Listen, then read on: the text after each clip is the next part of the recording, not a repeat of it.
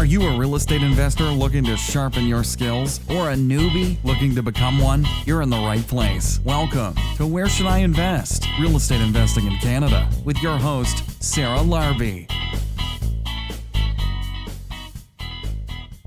Hey guys, I have a really special guest today, and I have some really exciting news as well to share. And today's episode is episode 100. Dalia Barsoum has been a huge part of my team. My mortgage broker has helped me scale my portfolio, and I wanted her to come back today. You guys might have heard her in past episodes and supporting the podcast as a sponsor as well. But I am officially able to leave the job world. And I want to say, first of all, thank you, Dalia, because I could have not done it without you. I think it's just incredible, your support throughout the years, but welcome to the show. Congratulations, Sarah. This is an incredible milestone that a lot of investors want to get to. And the fact that you're here today is very inspiring, even for me to be your mortgage broker, and to see the progress that you made is incredibly rewarding. So congratulations. And yeah, thank you for being here today. Amazing. So, when we first met, I think I had 2 or 3 properties, and it was going to the bank directly. And I called you and I'm like, this bank, this lender, they want like 35% down. Like, what is happening? And then you started looking at it and you're like, oh, we have to untangle some of the original stuff you did because it wasn't the right thing. And that's how I don't know if you remember, but that's how we first started talking. Yeah. You had 2 properties at the time, and you were upset about the fact that you had to put a lot of down payment. And exactly, the bank told you need a higher down payment for the next one, and you were close to maxing out. So. Yeah, absolutely.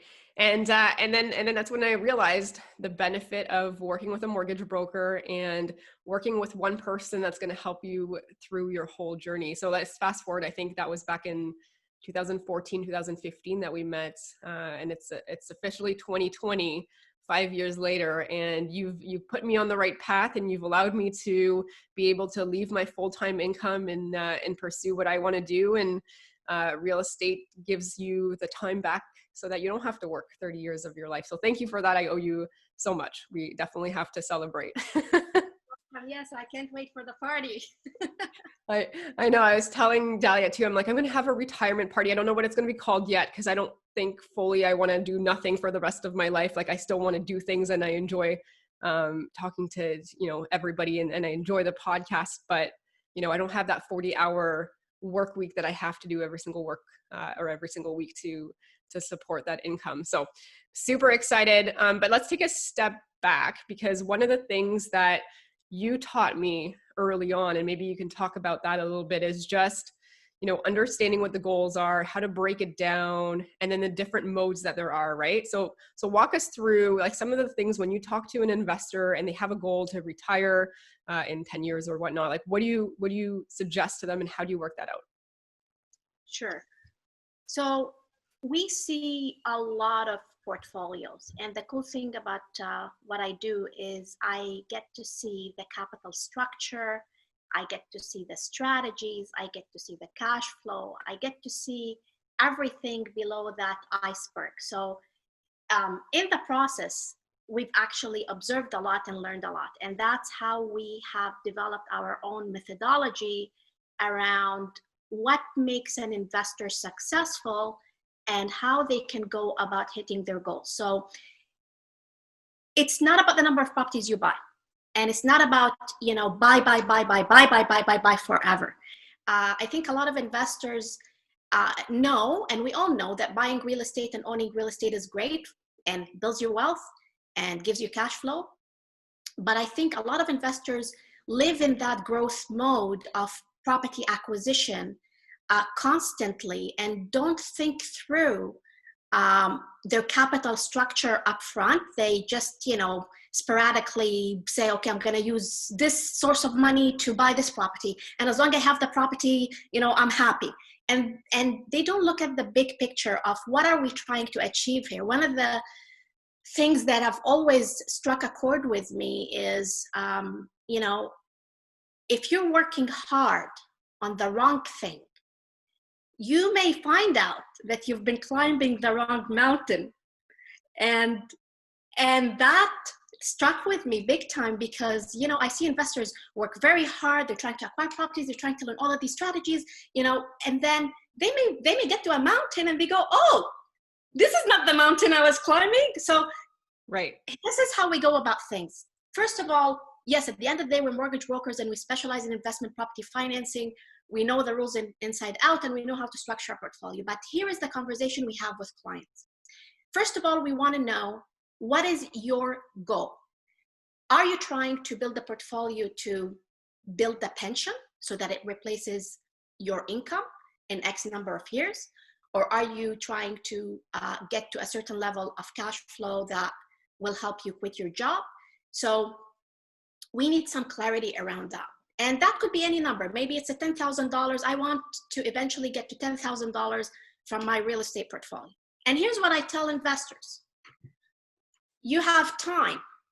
Time is your variable. If you've got time, if you've got runway, then if we build that portfolio and structure it with the right financing and we utilize some cool mortgage features, that portfolio will eventually pay itself down and will give you a pension. But if you're impatient and you want that cash flow sooner, then we have to say, okay, let's build the portfolio and then let's think about ways to eventually burn down these mortgages a lot sooner than 25 years because you don't want to wait 25 years. So it's really risk return. So first question is, what cash flow or, you know, target are we after? So that's first question. From there, we say, okay, in reality, if you have any property, doesn't matter where that property is located.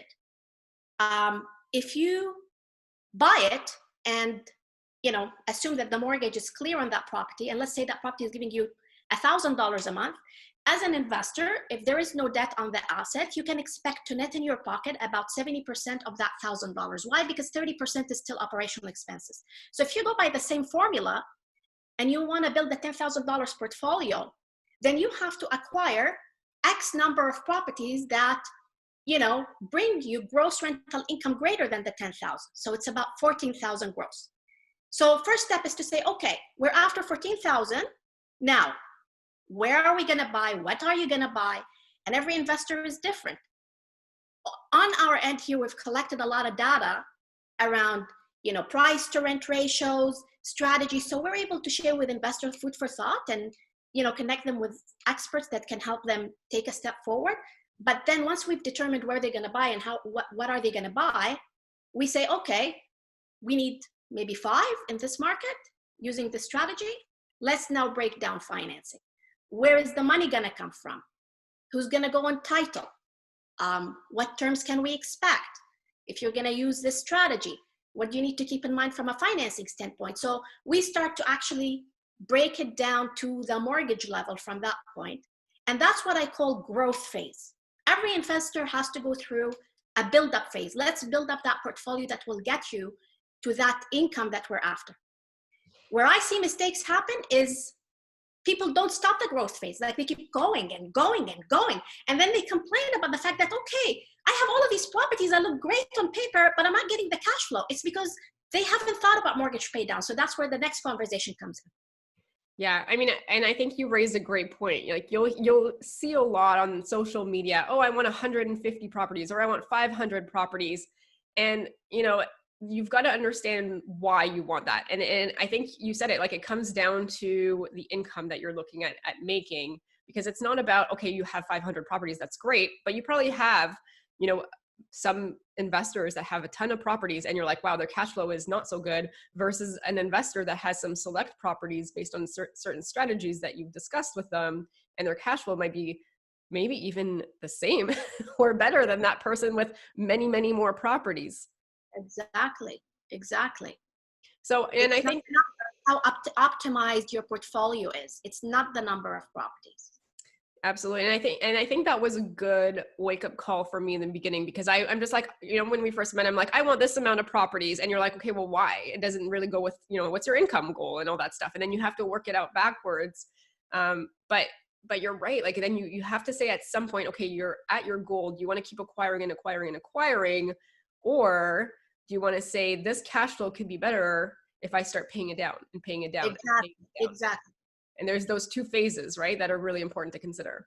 Exactly. And that's really where the magic happens. When you own this portfolio and you've got your gross rental income at a level that you're happy with, today you may be getting some cash flow from that portfolio because you still have to deduct your mortgage on all expenses. So you may be getting some good cash flow, but the magic comes in once we start to burn down these mortgages. And that's where we say, okay, how are we going to burn down? Maybe we sell something and take the lump sum and start to play with prepayment privileges across the portfolio to burn mortgages sooner. You'll be surprised, how soon you can burn a mortgage if you play with the prepayment privileges. You can cut it down from 25 years to 10 years or 15 years.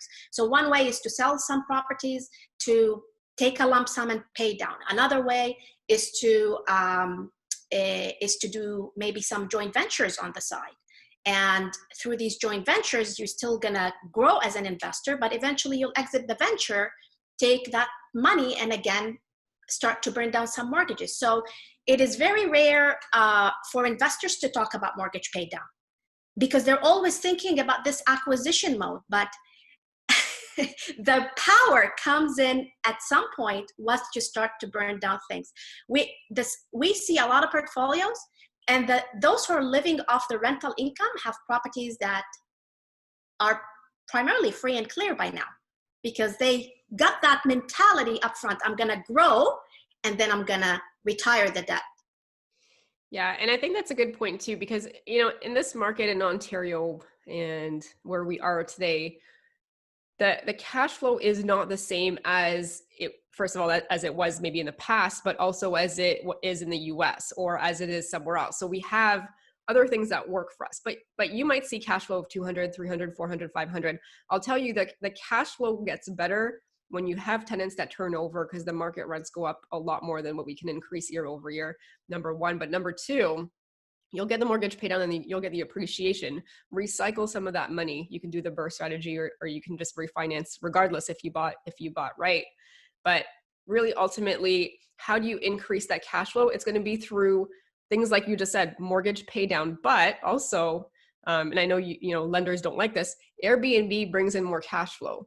Tenant turnover brings in more cash flow. So there's different things that you can do or different strategies or different things that you can add to increase your cash flow. So our $200 or $300 cash flow from day one, it doesn't mean that that's what you're going to get, 5 years from now, 10 years from now. There's strategies that you can change that with. Yes, that's a great point about the cash flow, Sarah, because a lot of investors say, okay, you know what, I'm going to add $200 here, $300 there. And if I want to get to $5,000, let's say per month, I have to keep adding these mini pockets of cash flow to get to the 5,000 versus saying, you know what, let me not spend that $200 or $300 and let me look at the mortgage on this property and see if I take this cash flow back and put it towards principal paid down, how much of the life of the mortgage is going to get. And they'll be shocked by, again, the prepayment privileges. And one of the key products that we're big fans of, and Sarah, you know about this product as well, is advanceable mortgages. Because for an investor, when the time comes to actually pay down mortgages, you don't want your money to get trapped back into the property. An advanceable mortgage allows you to pay the mortgage, so you're burning that, but then that money pops back up again on the line of credit. So now you've got access to your money again if you want to do private lending or if you want to do something else with it, which is phenomenal product to allow you to get to that point and not trap, the money back into the property. Yeah. And I like that you said that too, because here's the thing is likely, in the fall, and I'm doing a slow exit with the company because they're being really good. And they've, we want to make sure that we leave everything in the best ability for somebody to take over once I leave. But once I leave, I'm not going to have that ability to go back to a Scotia, for example, and refinance the same. So that advanceable mortgage is going to allow me to unlock that money as I pay it down without having to requalify, because I probably will not qualify at that point in time. You wouldn't qualify for the products that we've been lining up and planning throughout the journey once you leave your job. So guys, if you're listening to this, work with your mortgage broker, refinance. So like one of the things that we just did is we refinanced three different properties. And I know with everything and everyone's refinancing, it took a little bit longer. But have a plan. So don't just say, I'm going to leave my job tomorrow. Look at how you're going to unlock the money that you may need one day while you're still employed before you take that leap. Yes, absolutely. So what are some things, because you probably have investors that you're working with and they're like, can I quit my job yet? Can I quit my job yet? What are some of the things that you want to make sure that people know to do prior? So one of the things is definitely line up any equity that you can line up while you're still qualifying, and line up that equity not by taking on larger mortgages, but rather that, through secured line of credits. That's number one. You look at your portfolio and you say, okay, where can I line up equity? This way I've got this money parked. It's not costing me anything per month and I qualify now, so I'm just gonna do it. That's really, really, really key. So number one, line up equity through cheap means like line of credits across your portfolio where it makes sense. Then number two is, again, deploying the right product across your portfolio, because if you are just on a standard mortgage, and yeah, we can talk about mortgage pay down, you'll pay it down, but that money is gone. Unless you refinance the property down the road, you wouldn't be able to re-access it again. So knowing what your future plans look like, we gotta put in place the right products, line up capital, put in the right products. And, if while you're in your job, I would say if your goal is to hit a certain target, let's get going with these property purchases, because once you quit your job, guys, there is no institutional mortgage. You're going to have to deal with private, and the cost of capital for you as an investor is key. So this is really important to say, okay, if we have an opportunity to get a cheaper mortgage with the right product, then, use expensive money like private money or JV money. Why not? We should do it that way. And people retire by owning their cash flow 100%. Yes, you can go into all sorts of strategies and, co-own properties, but every time you have the opportunity to own your cash flow 100% and own your property 100%, more power to you. That means that there's more is gonna go to your pocket when the time comes. Yeah, I mean, that's a good point, because I remember like 3 or 4 years ago, I was asking you, should we JV and this and that? Again, if you're the active person and you've got a JV partner that wants to be passive and provide the funds and hold the financing, that's great for somebody that's looking to scale. But I think, like you said, it's important that for the control and the wealth building over many, many, many years, that you can have your own portfolio that you have access to. And I mean, if you've got a spouse and, both of you, rather than just a partner, because I'll tell you, you want to have an exit strategy, right? Like when you're looking at JVs, like it's like 5 years or 3 years or 7 years, there's got to be some type of exit. So in my opinion, you're leaving the mortgage pay down, right? Over time, you're leaving the appreciation, you're leaving a lot, I think, on the table. If you only have to, if you're not going to do anything and you're going to do it with a JV, go ahead and JV. But if you're going to do it regardless, if you can get some of your own properties, I think that's just the best way, because that is, in my opinion, that's long-term wealth. JVs will help you with acceleration, right? Acceleration, you can cash out and you can then, hopefully pay down your own properties that you owe yourself or you own yourself. But I would leave, if I were to do the JVs the other way around, where I would use my financing ability, I think I would have been capped a lot sooner. But I like control, right? I like control and I like long-term wealth. Yeah, you've put it together beautifully, Sarah. That's exactly it. There is a place for every strategy and every capital structure in your portfolio. So to simplify it, really, at the end of the day, you want to build what we call a nest egg. A nest egg is a portfolio that you've built yourself, that you own 100% of with your own money. We want to keep recycling equity to grow that portfolio, to the maximum we can, with right products, great mortgages. And that's, very, very important for anyone who's looking to build wealth in real estate. You can spice up that portfolio.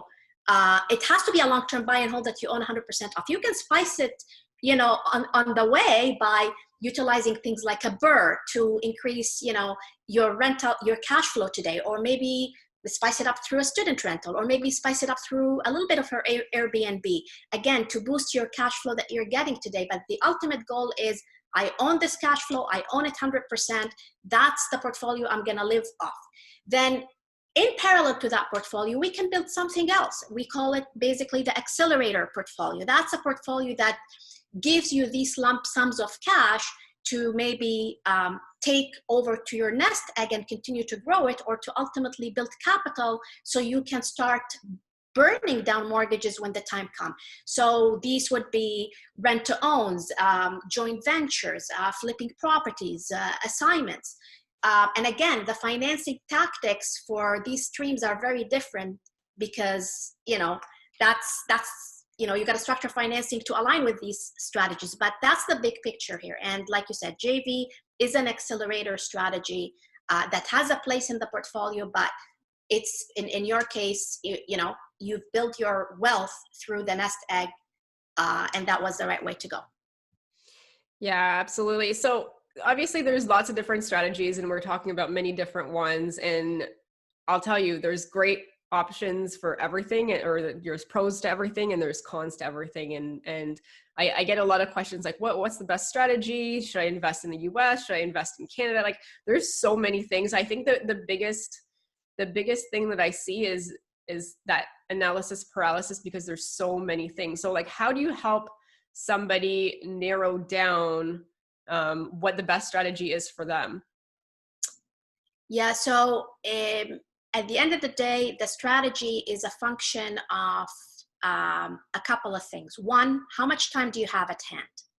Or do you have a team to help you deploy a strategy like a BRRRR, for example? Some people want to get into the BRRRR, but they don't have the skill and they don't have a team. So can we, close that gap? How much capital do you have? Plays a role into which market you're going to get into and what strategy you're going to get into. What's your risk comfort level? Someone may dream all day and all night about the BRRRR, and once the time comes, they're having a heart attack about, the renovation. And I've seen that. So again, as much as it's a fantastic strategy, and a lot of investors build their wealth through the BRRRR, again, for that person, the BRRRR is not the right thing. Maybe they're, 60-something-year-old and they just want something completely passive. So capital, risk appetite, skill, and then how much time are we dealing with?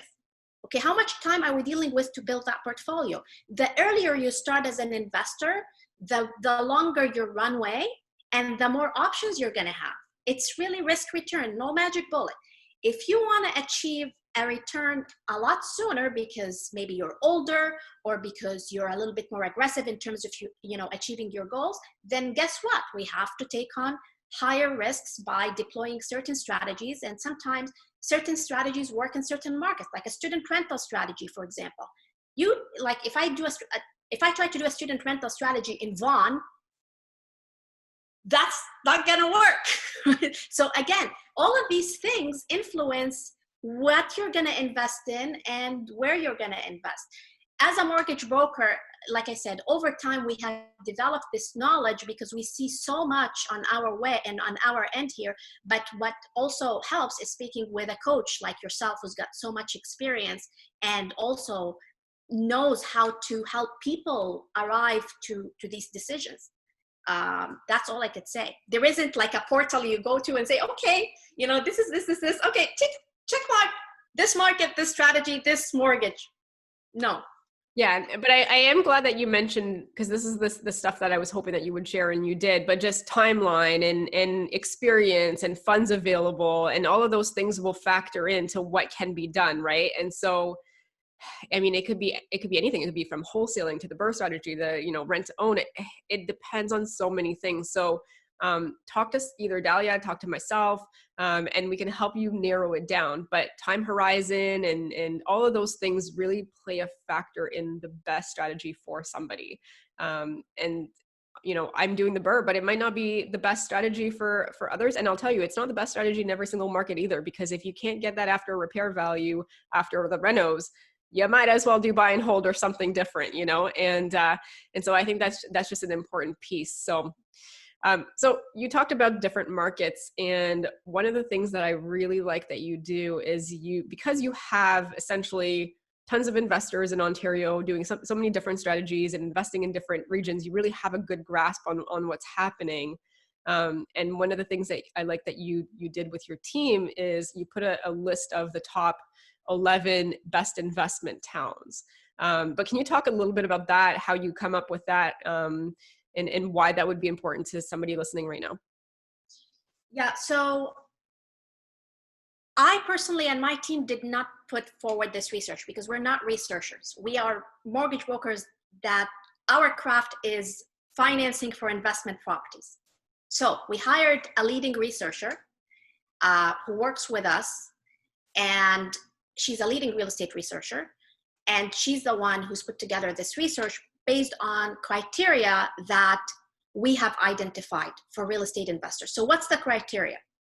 The criteria is, we went to her name is Melanie. We went to her and said, Melanie, you've done so much real estate research. Please help us map out for our investors the key markets where there is potential for growth. So look at every market and say, okay, here are the great things that are happening from an economic standpoint in that market, job growth, infrastructure growth, all of the things that drive real estate values is the first filter, okay? We want to start with that. And then we want to add in the next filter, which is, okay, within these markets, now zoom in on the markets where an investor can buy a property and rent it, and it covers its expenses. So she looked at something called the rent to price ratio. So Vaughan, for example, the subway was built in Vaughan a few years ago. If we had done this research a few years ago, Vaughan would have passed the first filter. The subway station that came in at Highway 7 and Highway 7 and 400 drove real estate values up here. But Vaughan didn't pass that second filter. Why? Because I can't buy a house here in Vaughan and rent it and the property covers its expenses. My rent to price ratio is very, very low. So she looked at the markets that met the first filter and said, okay, where can we get good rent to price ratio as close as possible to 1%? And that's how we've come up with the list. So on this list you've got, Durham region, you've got Barrie, Kingston, Ottawa, Kitchener-Waterloo, Cambridge, Hamilton, Brantford, London.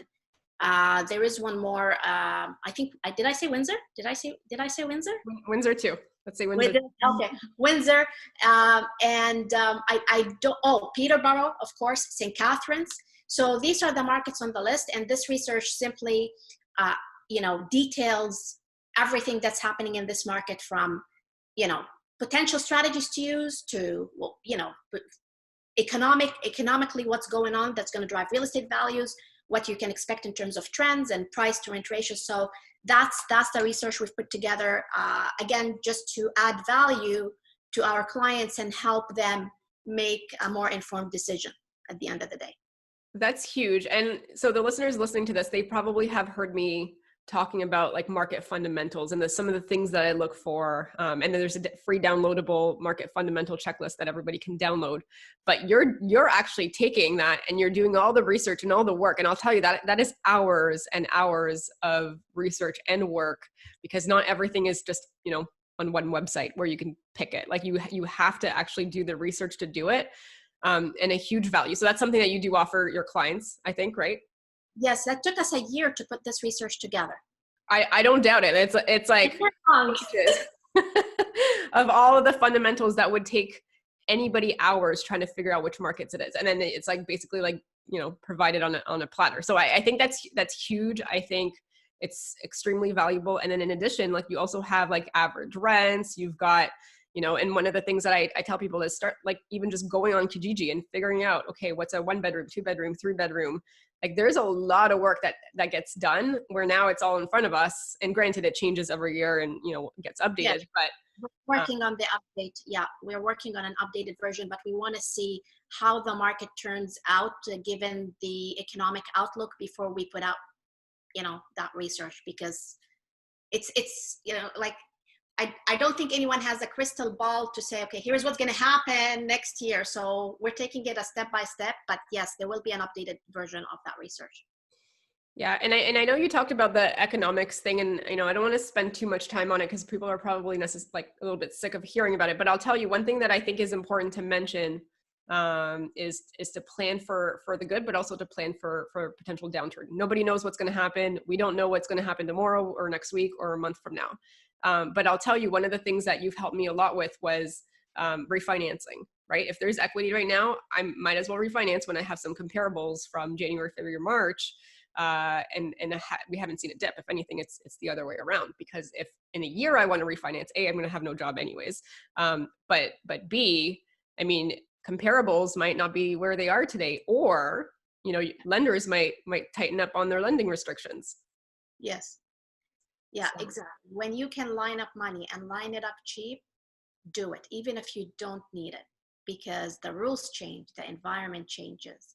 And sometimes the mistake investors do is that they say, you know what, my renewal is coming up next year, and they're on a variable rate mortgage. My renewal is coming up next year. I'll think about it next year. But do you know if you're going to have a job next year? Do you know if the lenders are going to keep their rules the same? Like when COVID happened, a lot of lenders came out with new rules. So be proactive is my advice. Be proactive to line up capital, be proactive to have a cushion, given the uncertainty in the market as well. Yeah, and I do want to go back to the proactive comments. I think one of the things that we've done working with you well is that, and please guys at home, do this as well, have a pulse on what is selling where you've got property. Because even if you didn't do the BRRRR, okay, and you've got a property and it's, you've had it for a year and a half, 2 years. I mean, I've had properties, I don't know if you remember this, but like we bought one property for, it was 165 back then. And like literally we refinanced about 14, 15 months later, didn't do anything really to it, but pulled out our entire down payment because we bought right. And then the market in the area started changing and the prices started really doing well. And we bought well too. I won't take that away, but I'd call you and I'd say, Dalia, like, this property down the street just sold for X. I think we have X amount of equity. Let's pull it out before we actually need it. So much easier. But like, what can you say about people to try to be proactive to do some of that from your point of view? Well, those who are proactive always win in my view, because if you are keeping your fingers on the pulse of the market you're in, you will identify opportunities to extract equity to grow or to extract equity as a cushion. So you've always kept an eye on your properties, Sarah, and said, I think this is now worth more. Let's look at it. Let's see what options we have. And that served you really, really well. So absolutely. But also one of the things we are starting to do with a lot of clients is an annual portfolio review. And in that discussion, we ask the clients to go back to their portfolio and get comps from their realtor to reassess what the value is and see if there are opportunities to line up capital early or to save money or to, create that cushion. So that's part of the annual portfolio review. But for those investors who are already doing it, they're ahead of the curve. Yeah, absolutely. It is good to do a review because every year your goals can change, your situation might change. But the other thing I would say is, if somebody's thinking, okay, well, if I'm refinancing and all of a sudden I'm refinancing 80% loan to value on the new value, my mortgage is going to go up, but that's not always the case. So there's different things that they can do. What are some examples? Yeah, so this is why I said we don't want to increase that mortgage, okay? To take out money, we don't want to increase that mortgage. We want to say, okay, there is money to be taken out. Can we qualify to take it out through a secured line of credit? If you're not consolidating debts, if you're not taking equity, cheap equity to consolidate debts with, to save you money and to free up cash flow, then the equity should be taken out as a line of credit. So we try to maximize on that philosophy through portfolio structuring. There will come a point though where you cannot take equity out through a line of credit because not all lenders offer it. But again, That's the general guideline. If you're not consolidating debts or paying back renovations money, ideally you should not increase that mortgage, because by increasing the mortgage to invest, you're just adding a principal and interest payment. You're turning you're eating into your cash flow, and you're keeping money in an account that is doing nothing for you. So everybody's unique, but ideally it should be through a line of credit. Absolutely. And just to recap, a HELOC is an option. Cash out refinance is another option. And then you can also do a combination of HELOC and cash out if you need certain money to pay back certain things. But the benefit, I think, with the HELOC, I mean, if you don't, like you said, if you don't need the money to pay it back or whatnot, and also make sure your property cash flows if you're ever doing a higher mortgage. But I think that the beauty of the HELOC specifically is that it doesn't cost anything really. I mean, it doesn't cost much to set it up, but it doesn't cost anything as long as you're not using it.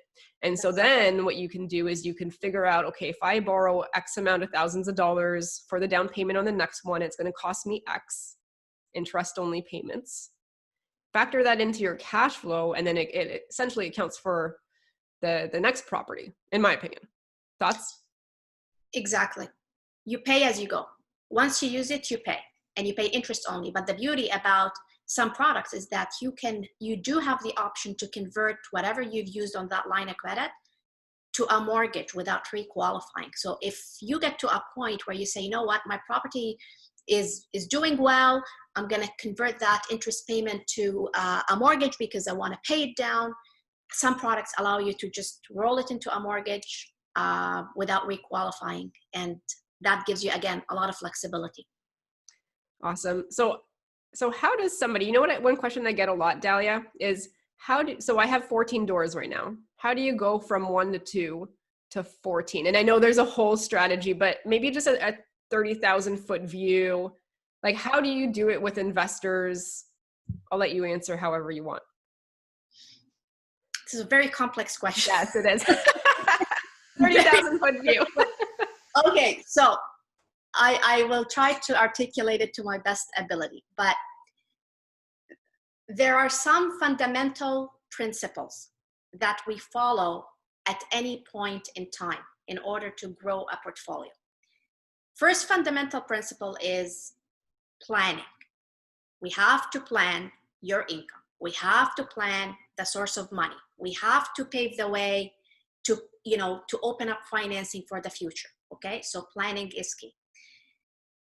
At any point in time, we always have to look at lining up capital. So this is where we say, okay, where is your growth going to come from? Is it going to come from savings? We can all sit around and save, and it's going to take us 45 years to save to grow a portfolio, or we can recycle equity in a smart way to grow. So we're always looking at ways to pull that. If you're in growth mode, how can we pull this equity in a smart way to give you capital to take it to the next one and the next one and the next one? So lining up capital.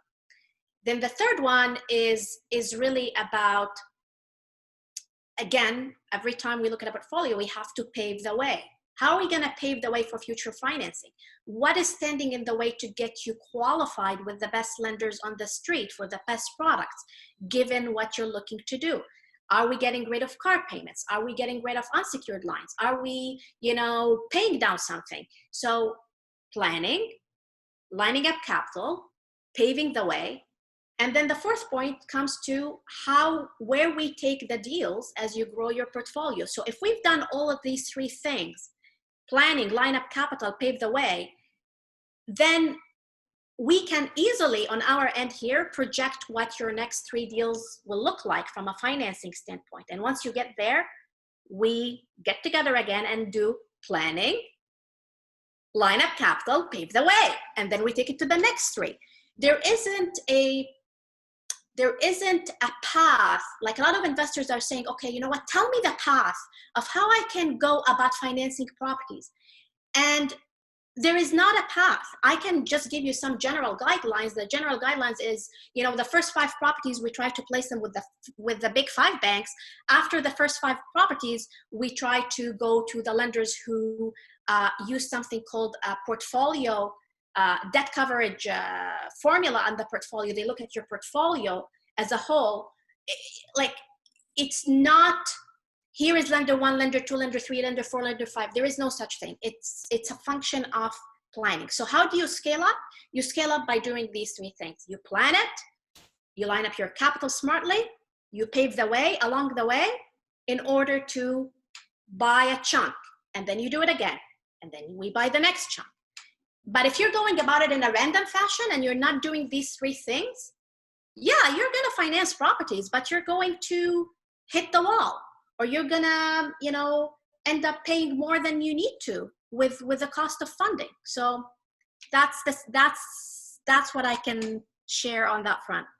Yeah, no, absolutely. And I will add, those listening to the podcast, it's important that you guys execute, right? Execute on the information that you have, weigh the pros and cons, but don't just stay there and be like, oh, this is great.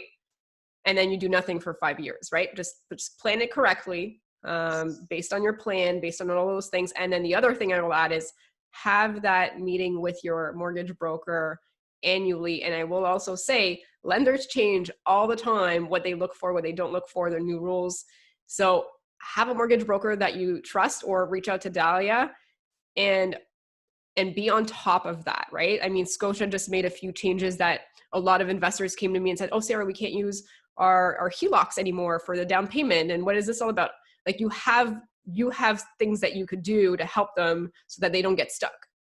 Yes, exactly. So we're on top of the rules, and we know how to maneuver and navigate any changes that come our way, from the lenders. So at the end of the day, lenders change all the time. We just have to understand these changes and how we deal with them. And there's always solutions. So nobody should panic. A key question on growth, Sarah, that I get from investors is, how do people build this big portfolio? And again, can I help you build a large portfolio? Absolutely. 20, 30 properties, whatever number we're looking for. The question is your cost of capital. Your cost of capital. If you've built your portfolio using private money, we can build a portfolio using private money, no problem. But your cost of capital is going to be crazy. You'll have to have 2 jobs to pay that capital. Exactly. Or I don't know, rent to exactly. The cost of capital is huge. So it's not about whether or not you can grow. It's about how we plan financing to scale up and make sure that your capital structure is solid enough, optimized well enough to stretch that portfolio the way you envision it and where you want it, where you want it to be. Buying properties is easy. Yeah. Financing, capital. There is a lot of capital out there, but the magic happens when you've managed your cost structure to scale up. Absolutely. That's really well said. Dalia, our next part of the podcast is our lightning round. And I know you've already been on the podcast. I want to say you've probably been on the podcast 2 times already. This might even be your 3rd time. So I'm just going to make up questions for the lightning round. Are you ready? Uh-oh. Bye. I'm done. Surprise. Thank you so much for today's episode. All right. Question number 1, Dalia. What is the most recent book that you've read? The most recent book that I've read or started to read is The Compound Effect by Darren Hardy. All right. Awesome. Talks about the fact that many little improvements every day done consistently yield massive and stunning results. Awesome. I'll have to read these as well. All right. Question number 2. What is one thing that you did this year that you're like, wow, I didn't think I would accomplish this? One thing that I did this year that didn't surprise me, but I'm like, wow, okay, that's awesome, is how fast I've grown Streetwise Mortgages. 2 years ago, 2017, there were 2 people. There were myself and another person at Streetwise Mortgages. We're now up to 9 people. Wow. So we're doing something right. Congrats. That's amazing. Yeah, I keep seeing your team grow, and I also see your YouTube videos that you're doing. Those are really awesome, and you're providing tons of value, but congrats on the growth. That's amazing. Thank you. Thank you. All right, question number 3. So I'm really bad at like cooking or household chores. But what is one thing that you're like, I wish I was better at doing this, but I'm not? Cooking. Okay. I don't know how to cook. I just eat and I enjoy my meals. My husband does all the cooking and he's amazing at it. I gave up on cooking. All right. At some point, I want to learn how to cook by mentoring with someone eventually. But at this point, I don't know how to cook. I just eat. I am the same as you, so I totally understand that. All right, cool. So next question. If somebody has $100,000 in 2020 and they want to buy a property, what do you think the best next step would be for them? I mean, the answer. Buy the property. So checking out financing, building a team. Oh, I see your question. Well, again, it is really important to plan in anything in life, not just financing. Very important to plan, because once you get clear on what you're looking to do and why you're doing it, and really break it down into granular components, the light bulb goes on, and then you understand, okay, I need to do this, I need to do this, I need to do this, and then every little step builds up to where you're heading. So planning is key. Great that you have $100,000, but that $100,000 could be deployed in many things.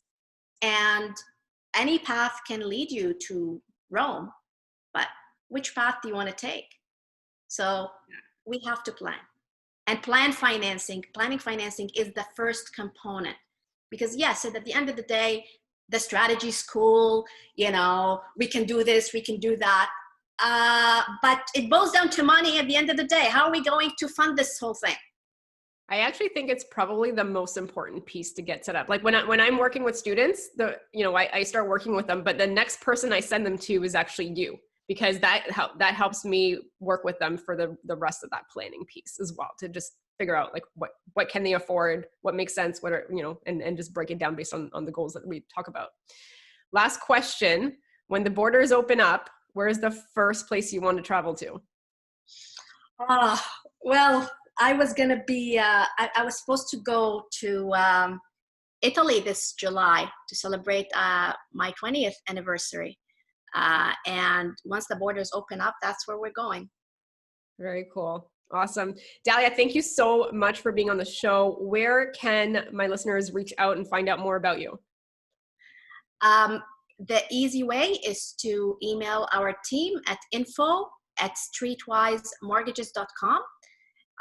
There is also a contact form on our website, streetwisemortgages.com. If they have a question or they want to get in touch with myself or one of our senior advisors, that's the form to fill, and we're happy to assist and help.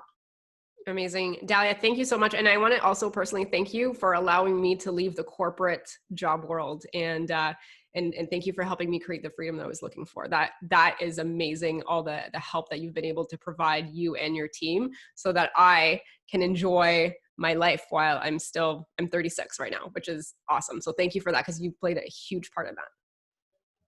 My pleasure, Sarah. I'm getting goosebumps right now. Honestly, it's been an honor to be on your team. I also learned a lot from you, being your mortgage broker, and you inspired me, and you inspired my team at such a young age. You've taken so much action. You've had determination. So, yes, we've helped you with financing, but at the end of the day, you drove it all. So that's how I see it. Awesome. Thanks, Dalia. Thanks so much for listening to Where Should I Invest with your host, Sarah Larbi. Make sure to listen in next time. We'll catch you on the next episode of Where Should I Invest?